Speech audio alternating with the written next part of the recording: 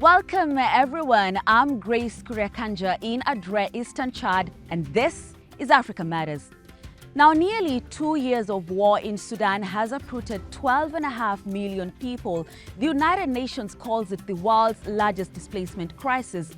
And about half of those forcibly displaced have stayed in Sudan, while millions more have fled to neighboring countries. Let's take a look at where most have sought refuge.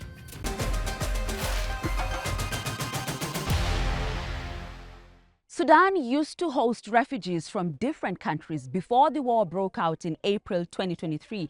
Now, refugees or returnees are scattered in several of its close neighbors.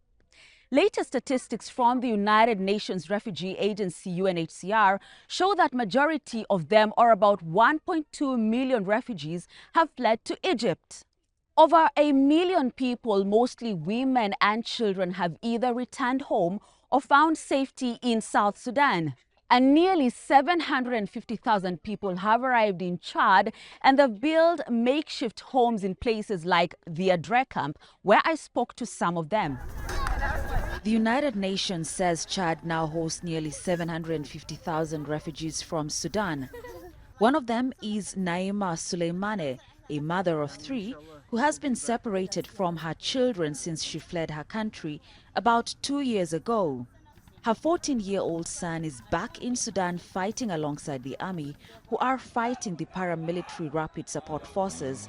While she fears for his safety, she says he's adamant on staying there to help fight for his country.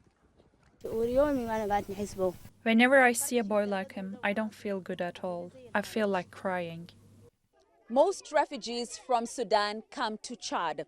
There are 32 entry points, and one of the main ones is here in Adre. The town hosts close to 300,000 refugees, and while many of them have found refuge here, they long to return to their normal lives back home. Muhammad Abubakar was internally displaced in 2003 when mainly non-Arab tribes took up arms against the Arab-led government in Khartoum, accusing it of discrimination in Darfur. Abubakar decided to flee to Chad together with his family this time around. What we need is to see the war end, but most importantly, how will it end? Because if we stop the war without any good solution, then it is half solved. Most refugees in Chad are women and children. Some of them say they experienced sexual violence either in Sudan or on their way here. Abubakar established this trauma center to help them get through the ordeal.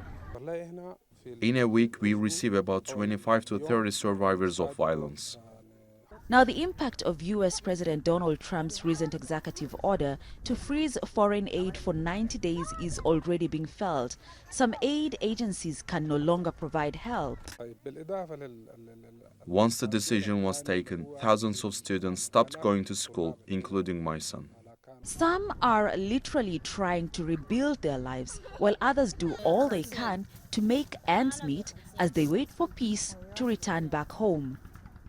Right, and I'm now joined by Al Murtada Ahmed. He is the Public Relations and a Media Supervisor of For You Initiative, an organization that runs a children feeding center and a clinic here at the Adre refugee camp in Eastern Chad. Thank you so much for joining us. Thank you so much. Right, straight on, I want us to talk about your family in Darfur, Sudan. How are they? Are you in touch with them? Do you communicate with them often? How are they doing? So my family in Darfur, mainly in Al Junaina, and some of them in Niala, but most of my family are here in Chad. Uh, some of my family members that in Darfur or in Al Junaina, they are affected by the bombs, by the conflict in Sudan, mainly the conflict between the RSF and the Sudanese armed forces, and the horrific violations against civilians in Al Junaina. Yeah. And earlier on, you were telling me about your father who, unfortunately, you lost him to this war. Yeah. I lost him because of she shooted, and he's on his 8th century. My father was a teacher in Al Junaina, when the war started on Al Junaina on 23rd of May, 23rd of April, in Al Junaina, the situation was not too bad, but day after day, the situation in Al Junaina being horrific daily, from attacking the civilians. Every day we lost a person. By this way, I lost my father. My condolences. That's really unfortunate. My condolences about that, Mr. Ahmed. Let's still talk about the Sudanese army, which you mentioned, and of course the paramilitary rapid support forces, because reports are that the army is making huge gains in the capital, Khartoum. What are your thoughts about this? How do you think this is going to affect, or is this going to change the situation in Darfur, saying that, Khartoum is the capital and the army is making gains there? Oh, the situation may be changed in Darfur or in Khartoum because most of the cities that the Sudanese armed gained it, uh, we watch a kind of change, a kind of positive change on those cities. But in Darfur, the situation is different. The conflict will be harder than the past because the conflict will be focused on Darfur. Yeah. Indeed. And I like that you are pointing out or highlighting Darfur, because basically that's where you're from. Yeah, even though the gains are currently in Khartoum. So, what will it take for you and your other family members who you say are here in Chad to go back to Darfur, to go back to Sudan? What will it take? I will decide to go home when the war stopped. And if the Sudanese army return back to Darfur, I may return back to Darfur. But now in this situation, I can't. I can't back. Yeah. All right. Let's switch gears now and talk about US President Donald Trump, who just days ago issued an executive order to basically freeze the US foreign aid or pause it for albeit 90 days. Now, I know there's a waiver that has been issued on life emergency support services, but then again, how has that executive order by Trump affected your activities here at the For You initiative in this period of just about 2, 3 weeks since he issued the order? Well, honestly, this decision by Trump is disappoint. It's a big disappointment. This decision affect us here in Adria and affect many populations in other countries. The people here or the people of refugees here in Adria in dire need for the help for the donations. I want us to talk specifics because this is a children feeding center. We can see it clearly there. And this morning I was here and I saw the children line up or queuing for breakfast, some sorghum porridge, you told me, right? Yeah. But you were telling me about the reduction in the portions in that before the bowl used to be full, but now it's a quarter, right? And this is a difference that we're only seeing in about 2, 3 weeks since Trump made that executive order. So basically, I want you to take us through such specifics, give our viewers a mental picture of the effect that that has already had on the people here, on the children here, and the clinic as well, because there are people who are dependent on these services that you give. Yeah, the service is reduced since the Trump decision. Like the pool, as you can see, on the past the pool was full, and now it's half. The medical situation, it's not too stable like that. On the camp also, the food or the food distribution centers from the WFP or so and so the food amount is less than the last month or less than less before Trump decision. All right. So, what do you foresee as the long term effect? So, now we're talking about the 90 days or even the months and years after that. What do you foresee as the long term effect of this freeze? The long-term effects, it's maybe lead to malnutrition mainly for the children, and this will be surely will lead to malnutrition, mainly for the children, maybe lead to lack of medications, lack of destruction of health system here in Adri refugee camp or in another refugee populations areas, in no healthy water, many things. This decision is affected will be affected too. All right, that's a great place to end it. Thank you very much, Mr. Ahmed, for your time and contribution.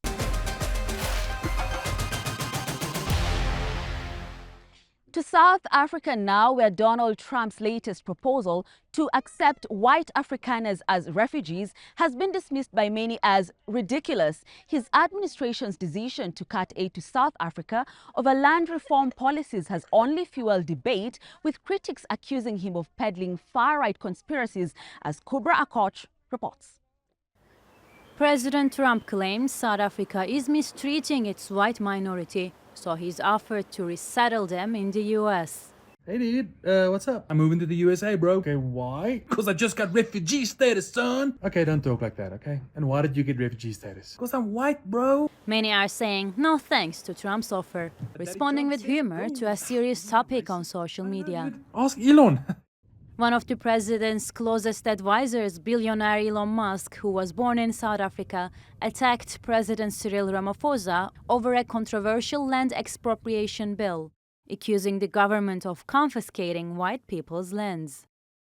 Even though official data shows black people own only 4% of private land, despite making up more than 80% of the country's population of 63 million.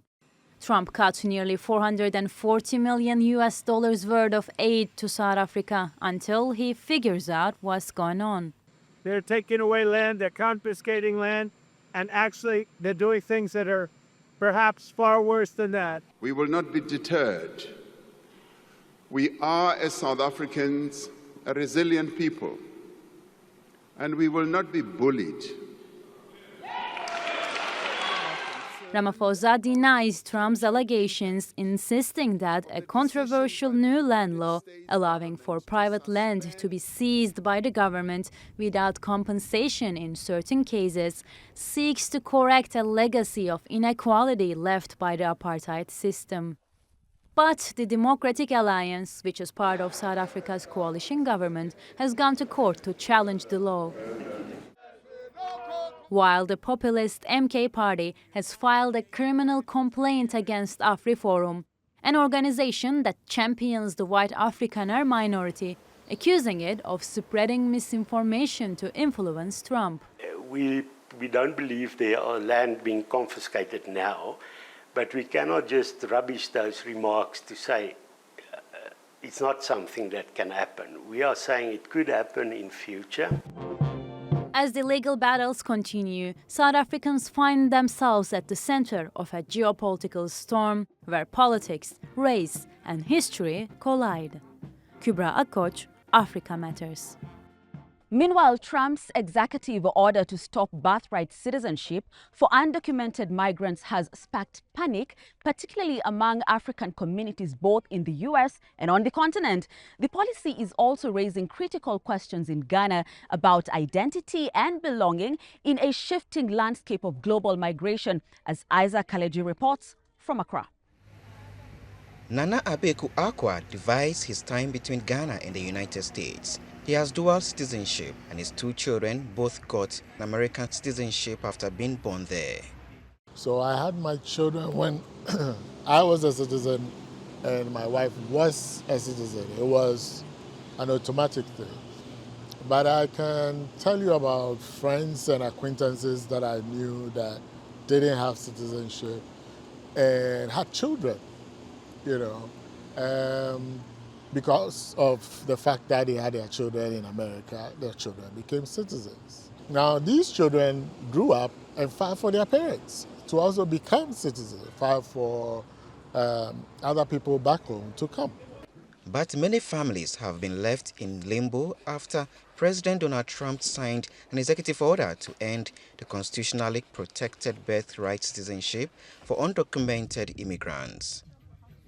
Yao Owusu Echiao is originally from Jamaica.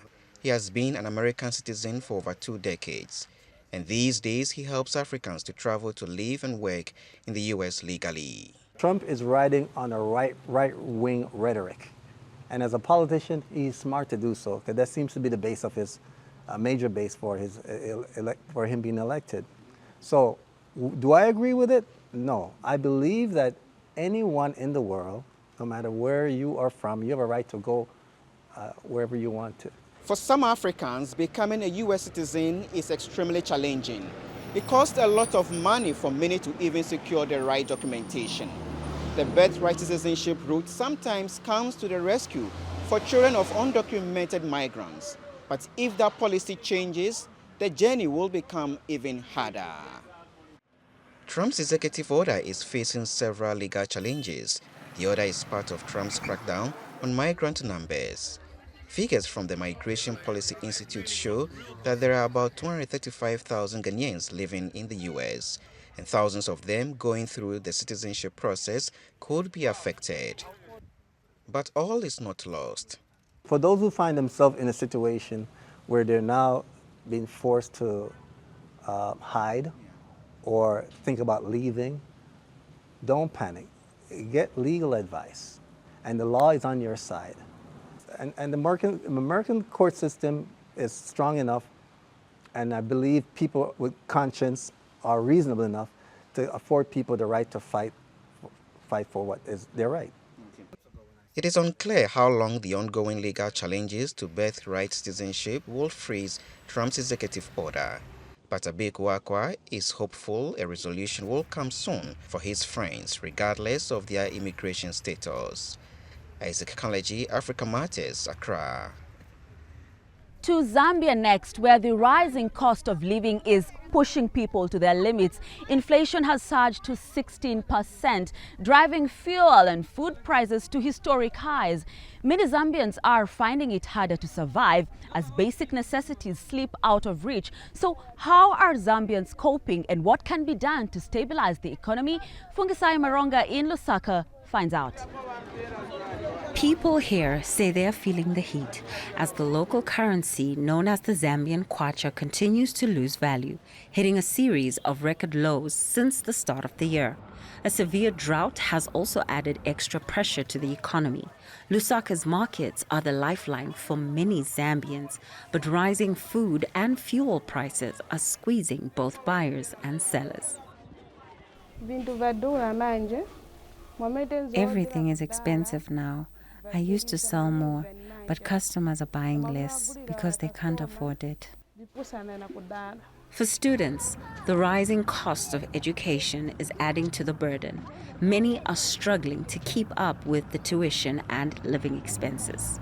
To be honest, it affects us in very different ways. I have to constantly think about how to stay in school, but also manage, the resources. But everything keeps increasing. Fuel costs are also rising, driven by the removal of fuel subsidies in 2022.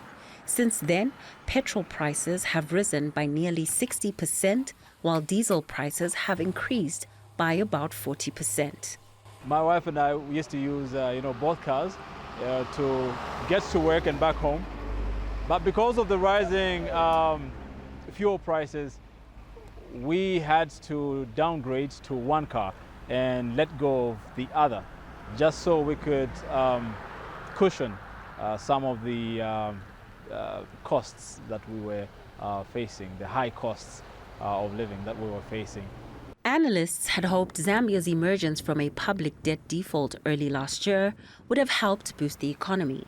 But the currency has weakened by roughly 3% since the restructuring deal and fallen by nearly 15% over the past 6 months. In terms of solution is that you must be speaking around having to be able to drive a double-digit GDP growth to be able to increase income levels within the country, because this is the basic challenge that is affecting everyone due to the rise in inflation. The International Monetary Fund says Zambia has made progress in implementing reforms such as maintaining fiscal discipline, focusing on debt restructuring, and enhancing fiscal transparency. The government says it also wants to increase spending on education and healthcare and boost local production to counter inflationary pressures. However, many citizens say they have yet to feel the impact of these measures in their daily lives. Fungisai Moronga, Africa Matters, Lusaka, Zambia. Now, as people across the continent struggle to make ends meet, Kenyan farmers are turning to an unexpected solution: bamboo. Now, this fast-growing plant is not only proving to be a lucrative crop, but also a key player in fighting climate change by offering sustainable solutions while creating new job opportunities. Izadin Haji has more from Igekerol, Central Kenya. Kenya's central region is often considered as a breadbasket.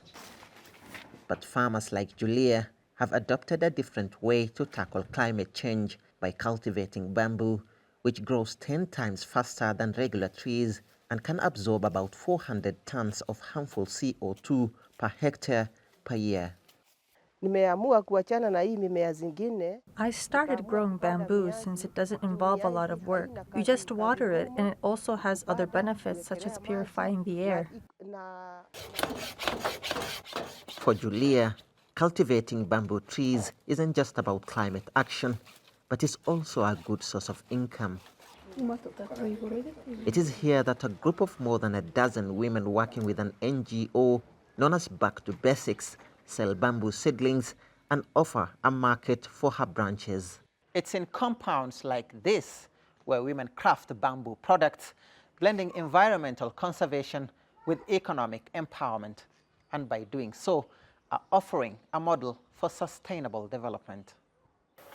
Bamboo provides an alternative source of fossil fuels like charcoal, which can help reduce deforestation.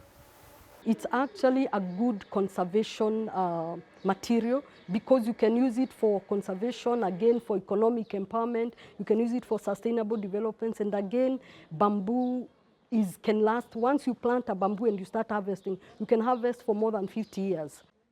But it's still an uphill struggle as bamboo products don't have a large market in Kenya, but they hope that more people will embrace it. In this era of climate change, mitigation and adaptation, bamboo has been seen to be one of the crops that is going to target this. And also provision of livelihoods. Green jobs will come into value chains along the bamboo value chain. And over the last several years, we've seen an interest of people getting involved in the bamboo value chain.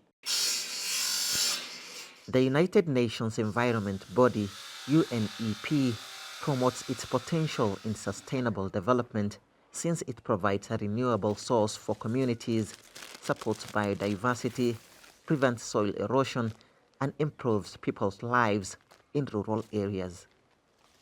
Esadin Haji, Africa Matters, Dagoretti, Kenya. And finally, we head to Nigeria now to meet Sharif Abdul Rafiu, who has developed a unique way to make his mark. The self-taught artist produces stunning portraits using glass, as Brenda Radido reports. Acrylics, oils, watercolors and brushes are often tools of the trade for many artists. But Nigerian artist Sharif Abdul Rafiu has adopted an unusual method to make art by cracking glass. He developed his interest in 2023 after stumbling upon a similar technique in an online video. He's currently finishing up a portrait of renowned Nigerian Afrobeat producer Don Jersey. Using a drill bit, he carefully strikes the glass by creating precise cracks, repeating the process until the image begins to form. The ones I enjoy most doing is the one that is portrait picture, that is just the face and with a smile that the teeth of the person will be showing. That brings the beauty of the art. Depending on the subject, it can take between 6 hours and a few days to complete, and a mistake could mean starting from scratch. It is knacking, not drawing, you understand? You know, something you draw is even different with knacking. You know, knacking is, you have to get the accurate place you are knacking, you understand? If you don't get the accurate place, the art can maybe look different with what you even want to do. He has already produced 80 masterpieces for clients in different parts of the world, and he's also gained many fans on social media. Actually, I come across the page on TikTok and I fell in love with the artwork and the craft. So I decided to order one for my office. But I'm still planning to get more because I so much fell in love with the artwork. It's impressive. I was kind of, how would someone who draw his own images on a glass? This is not drawing. So, you know, I have to drive down here just to look at it with my 2 eyes, not the one I'm seeing on a video. So I was so impressed with what I was seeing. It's different with the normal drawing. You know, when you see your face on a glass, you know, I was so impressed. Abdul Rafiu hopes his work will inspire upcoming artists to experiment more and think outside the box. Brenda Radido, Africa Matters. That's our show this week. Let us know of what you think about the stories you've seen. Share your ideas and feedback. You can find us on X and on YouTube by searching TR2 World Africa Matters. Thanks for watching, and it's goodbye from me, Grace Kuria Kanja in Adre, Eastern Chad.